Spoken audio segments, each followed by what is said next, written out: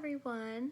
I want to start out by telling you all that I miss you. I miss being in the classroom. I miss seeing each of you every day and hearing some of your stories. This is definitely not the way I wanted to end the school year, but we have to make the best of this situation. So hopefully you will be able to review and learn some new information with our distance learning. Today, I'm going to review the English language arts skill of inferring. Now, if you remember when we've talked about making inferences in the past, it has been kind of like making a little guess based on things that you already know, along with what you are currently learning. And we've talked about how you could say what I already know about the world, what I read, see, or hear, I put them together, and that makes an inference. Today I'm going to read a story to you called Storm Warriors. It's from our Journeys textbook. Before you heard this story today, hopefully you were able to watch the video that I put on the slide that said, watch this first. It is a movie trailer. I've never seen the movie, but I love the trailer because it gives a background knowledge to this story. So you get a kind of a little bit of an idea about the men in this story and what they had to do for their job. So if you weren't able to watch the video first, maybe pause this, watch that video, and then come back to this. Before I start the video, though, I want to start with just a few vocabulary words. Just in case you hear them and you're not quite sure what they mean. Since we couldn't do our vocabulary prediction, I'm just going to go ahead and tell you what the vocabulary words mean. The first word is critical, which means it is of great importance. The next word is demolished, which is completely destroyed. Hopefully none of you are demolishing your houses right now. The third word is elite. It means you are the best at what you do. So the elite is the best of the best. Then we have commotion. Commotion is a lot of noise and confusion. Think class parties. Then we have bundle. When you bundle up, you dress or wrap warmly. So yesterday it was a beautiful day, and today I had to bundle up to go outside. The next word is annoyance. This is something that is irritating. Then we have secured, which means you hold something down tightly. We have squalling, which is loud crying. And then we have clammy, which is cold, sticky, and moist. Think about when you get all sweaty and then you cool down and you just feel real clammy. And then the last word is a realization, which is a sudden awareness of something. I'm going to go ahead and read the story to you, and then when I'm all done, I'm going to talk to you about how I made some inferences throughout the story. And then you will have a chance to practice making inferences on the next slide that has a passage with some questions on it. The two things I'm going to be looking for is I'm going to infer the narrator's location based on my background knowledge along with what I'm reading. The second thing that I'm going to infer is what the character's job is going to be when he gets older. Once again, based on background knowledge and what I read in the story. To begin the story, I'm going to give you a little bit of background. This is about the Outer Banks. I'll show you this map right here in the book. Oops. This map right here is where they're referring to. Maybe some of you have even been there. The Outer Banks are a chain of islands off of North Carolina's coast. The islands protect the mainland because of their critical location in the path of many hurricanes. Huge storms have demolished parts of the islands. One storm cut Hatteras Island in two. So many ships have sunk in storms there that the area is called the graveyard of the Atlantic. In the 1870s, life-saving stations were set up on the Outer Banks. Elite crews, often secured to the shore by ropes, swam out to grounded ships to rescue those aboard.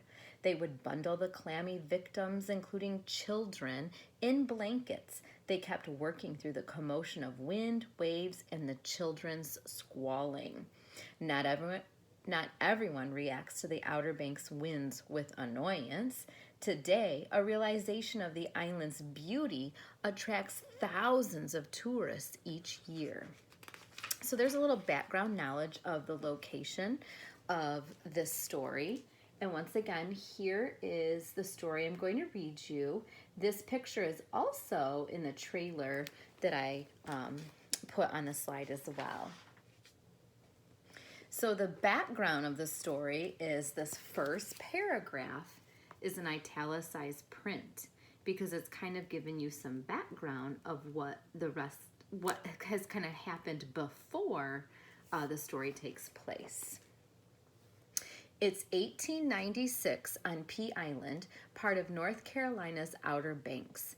Nathan dreams of becoming a fearless surfman with Pea Island's elite African-American life-saving crew. However, his father, a fisherman, doesn't want Nathan to risk his life rescuing people from shipwrecks. Nevertheless, Nathan studies medical books and learns critical life-saving skills. Then a hurricane hits the Outer Banks. The E.S. Newman runs aground in the storm. This is Nathan's chance to help the surfmen. As the storm rages, he begins to realize that knowledge is as important as bravery. I stumbled forward and caught my balance on the side of the beach cart.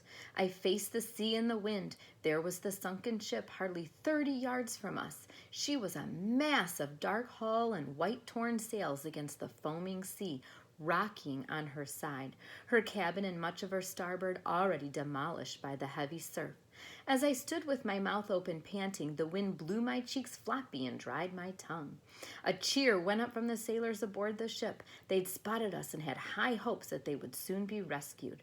I expected to hear the command, "Action!" to begin the breech's buoy rescue, but heard nothing. It took me a moment to realize what Keeper Etheridge must already have figured out. Our equipment was useless. There was no way to dig a hole for the sand anchor under these rolling waves, nowhere to set up the Lyle gun. That's when I heard Mr. Meakin's voice above the din of wind and surf.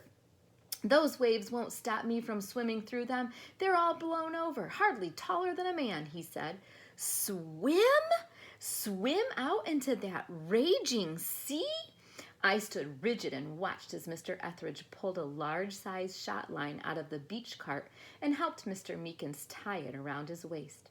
Mr. Puff was tied in as well, and the heaving stick attached to its own line was secured to Mr. Meekins' body. The wind shoved at me and buffeted my ears. It was unthinkable what these men were doing. Violence swirled around us, a deadly churning mix of wind and sea, and these two surfmen were walking into it. And here's a picture from the story.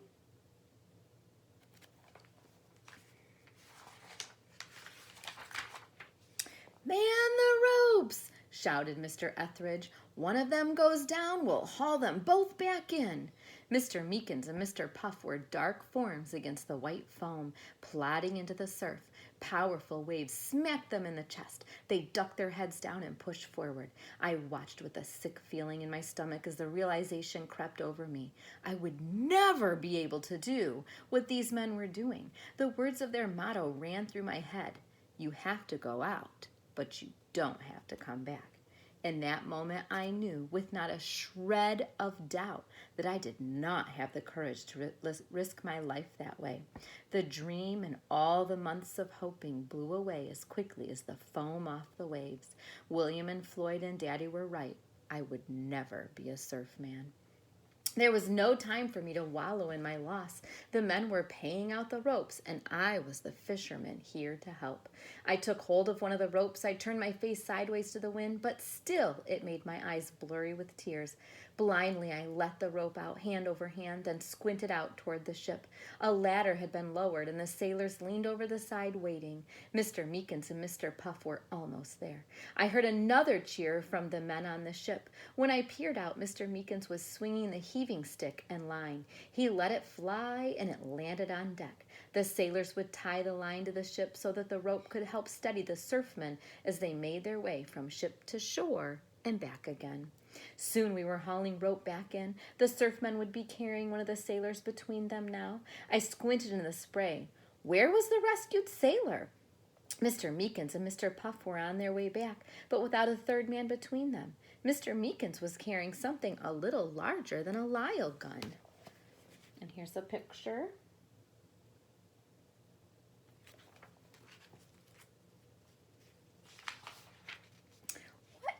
What in the world could be more important to save off that ship than the lives of the men on board? I shook my head and hauled rope. The surfmen were half walking, half swimming, pushing forward, the waves smacking against their backs and seeming to want to spit them out of the sea. As the surfmen drew closer, I heard what sounded like the squalling of an alley cat. Mr. Meekins handed over his bundle and shouted, "Get it into dry blankets before it goes blue!"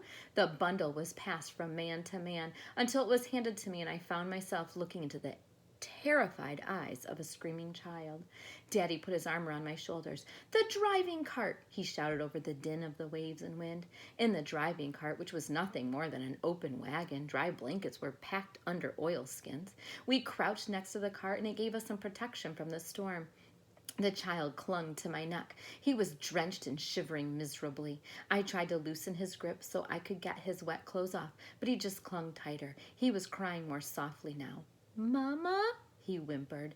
I gave Daddy a pleading look. What if his mother had already been washed overboard and drowned? Daddy stood, cupped his hands around his eyes, and looked in the direction of the ship. "They're carrying a woman back now," he said. "Your mama is coming," I told the child. He looked to be about 3 or 4 years old, with pale white skin and a shock of thick brown hair. "Let's get you warm before she gets here." We had the boy wrapped in a dry blanket by the time his mother came running to him and cried, "Thomas!" and clutched him to her own wet clothing with such passion that she probably got him half drenched again. The lady who told us her name was Mrs. Gardner said she'd be warm enough in her wet dress under blankets and oilskins. No sooner had we settled her with Thomas than we heard the cry, "Oh, this man is injured!" And here's the picture on this page.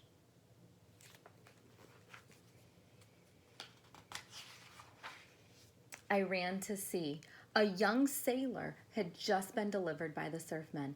Blood dripped from his head and stained his life preserver. His lips were a sickly blue. He took 2 steps, then collapsed face first into the shallow water. Mr. Bowser dragged him up by his armpits and pulled him toward the driving cart. "George, take over my place with the ropes," he shouted to Daddy. "Nathan, come help me." The sailor looked hardly older than me, with dirty blonde hair that had a bloody gash the size of a pole bean running through it. "Treat the bleeding first, then the hypothermia," I said as I recalled the words from the medical books, and they comforted me with their matter-of-factness. Mr. Bowser grunted as we lifted the sailor into the driving cart. "You did study well, Nathan," he said. Mr. Bowser sent me for the medicine chest, then held a compress against the man's head wound while Mr. Bowser began to remove his wet clothes. That's when Mr. Bowser seemed to notice Mrs. Gardner for the first time. "Ma'am, we're going to have to—" He cleared his throat. "The boy's hypothermic, so his wet clothes have to—" Mrs. Gardner rolled her eyes in annoyance. "Oh, for heaven's sake," she exclaimed. She immediately went to work to pull off the man's boots, help Mr. Bowser get the rest of his clothes off, and bundle him in a dry blanket. "Are there any other injured on board?" Mr. Bowser asked as he wrapped a bandage around the man's head. No, only Arthur, she said. He took quite a fall when the ship ran aground. Arthur groaned and his eyes fluttered open. I'm cold, he complained. Suddenly there was a commotion at the ropes. Heave! Mr. Etheridge shouted. Haul them all in! They've lost their footing, I cried. Mr. Bowser grasped me by the arms. Take over here. I'm sure you know what to do. Then he ran to help with the ropes. My hands felt clammy and shaky, but once again the words from the books came back to steady me. Rub the legs and arms with linseed oil until warmth returns.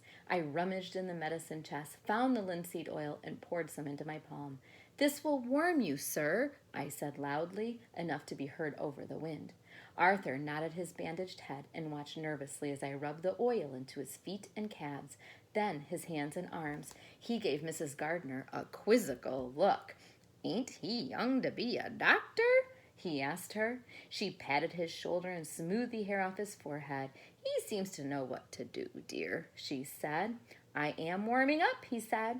I lifted the lantern to look at Arthur's face and saw that his lips were no longer blue. And here's the picture from that page. Just then, a tall white man appeared, dressed in a captain's coat, his long hair flying in the wind. He reached up into the driving cart and pulled Mrs. Gardner to him, pressing his cheek against hers. He must have asked her about Thomas because she pointed to him, bundled and sleeping in the cart. They've saved the whole crew, he cried. He looked around at me and Arthur and at the other rescued sailors and the surfmen who were now gathering around the driving cart in preparation for the long trip back through the storm to the station. My good men, he said, his voice shaking, we owe you our lives. That's the end of the story. But I am going to use my skills with inferring to be able to make an inference about two things. The first one is the narrator's location, which would mean where he's at. So I have three things that I look at here when I'm thinking about inferring.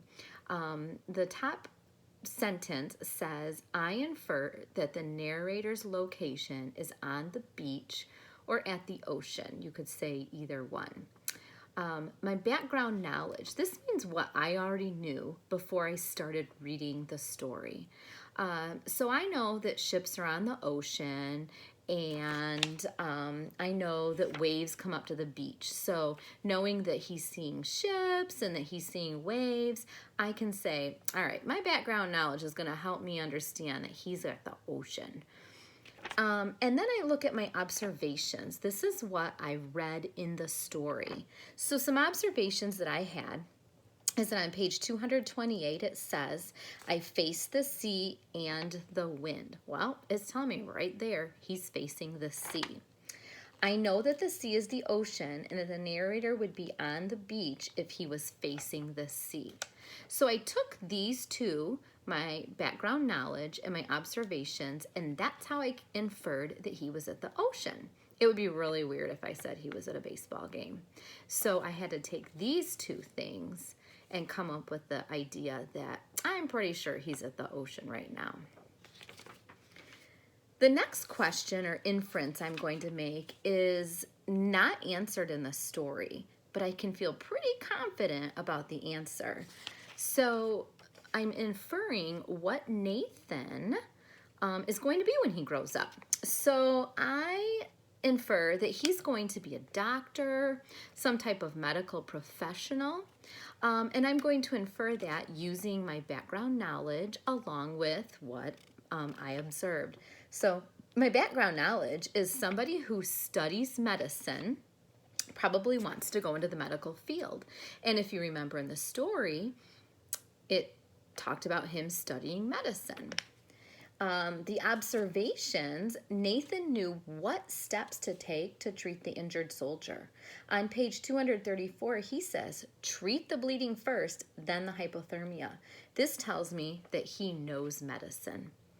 based on my background knowledge and my observations, I feel pretty confident that I can say he's probably going to be some type of a medical professional, maybe a doctor even. So when I'm looking at observations, readings, listening things, watching things, and I put it together with what I already know just in my everyday life, it makes it really easy to make an inference. If mom and dad had some pizza dough out on the counter and they had some pizza sauce on the counter and they had some cheese and pepperoni and maybe some mushrooms, I bet you could infer that you are going to have pizza for dinner tonight. Because your background knowledge is you know that pizza typically has a crust and sauce and cheese and toppings, and you could make some observations about what's on the counter, and you could put those two together and say, aha, we're having pizza tonight. So maybe you could do some practicing at home, do a little spying on your brother or sister, and maybe make some inferencing when you're doing that. To practice, the next slide has a short reading about the Star-Spangled Banner, and it has a couple questions that you can answer that will help you make some inferences. Next week, we're going to move on to a different reading skill, and a lot of the stories that we're going to read from now on are going to be kind of social studies based, and we're going to kind of cover a couple of social studies topics. Before I say goodbye, I do want to mention that the social studies slides have some videos on them. This is a series that kind of shows you leading up to the Revolutionary War, along with the Revolutionary War and what happens after the Revolutionary War. I'm going to put 2 videos on every slide. They're fairly short, but in the past, students have loved them. There is a response that you can do after watching the 2 videos, and it just kind of helps you think about them so that you're really knowledgeable about 5th grade social studies before you move on to 6th grade. You would not have to watch the videos all in one day. You could watch one video on one day and one video on the next day. But I really hope you enjoy this series. All the kids in the past have really liked it. Miss you lots, and I hope you are learning lots from our slides. Have a good week. Bye.